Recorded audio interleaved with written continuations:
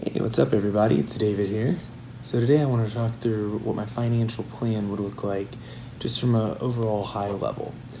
So it does mirror Dave Ramsey's baby steps to some degree, but I think there are some tweaks that I've been able to make in my life that really helped me out and I would like to share with you all. So first, I want you to hit that like button and hit subscribe if you're getting value from this video. So first step is going to be getting $1,000 to $2,500 in an emergency fund, and really the goal of this is just so you're not reaching for debt anymore. Really want you to avoid using credit cards if you have unneeded medical expenses that were to come up, if you were to have a transmission that went out, just any of those little things that pop up that you're not expecting. They always happen, and you want to have a little bit of money to turn to so it doesn't derail your progress in paying off debt, which is our ultimate goal, so you can eventually build wealth.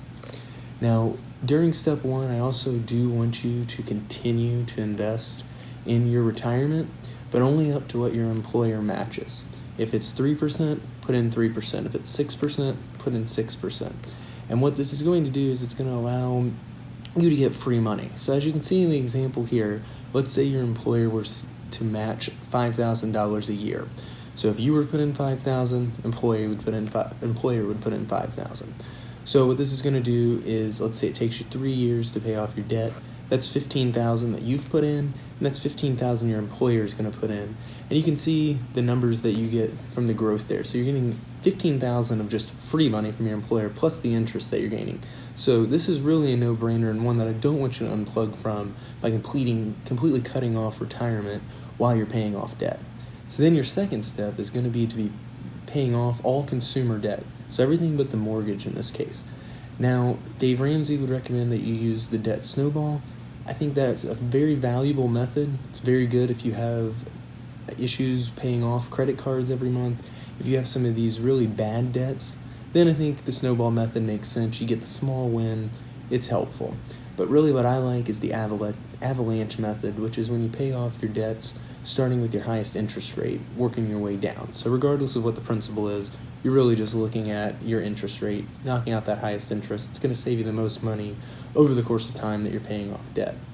Now your third step is coming back and bumping up that starter emergency fund, going all the way up to 3 to 6 months. I personally think about 3 months is enough.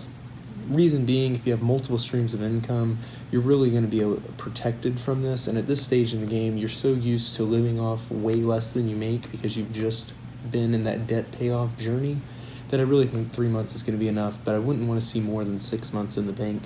It's just going to be too much liquidity, and we would much rather you have it invested. Step 4 is going to be to come back to that retirement account that you hadn't started with your employer and bumping it up to 15 or 20%.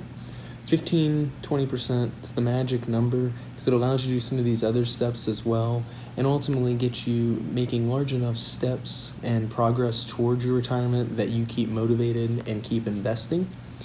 The fifth step is going to be, if you have any children, to set up a college account for them. You can do this through 529 or an ESA. The sixth step is going to be to come in and put anything extra that you have on your mortgage. And so we're going to be looking to pay that off, and that way it's just additional cash flow that we would have every month. And then finally in step 7, it's going to be solely just to build wealth and give as much as you can.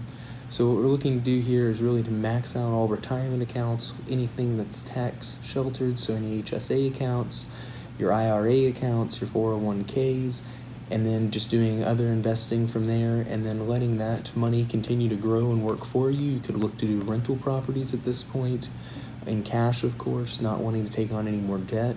And then ultimately from there you're just growing and growing your wealth and also growing your giving. And that would be my kind of 7-step plan for setting up your financial future. That really sets you up well by getting that debt paid off. You get your emergency fund so you're no longer reaching for debt. You're investing for the future, both yourself and your children, and then you're just building wealth and giving.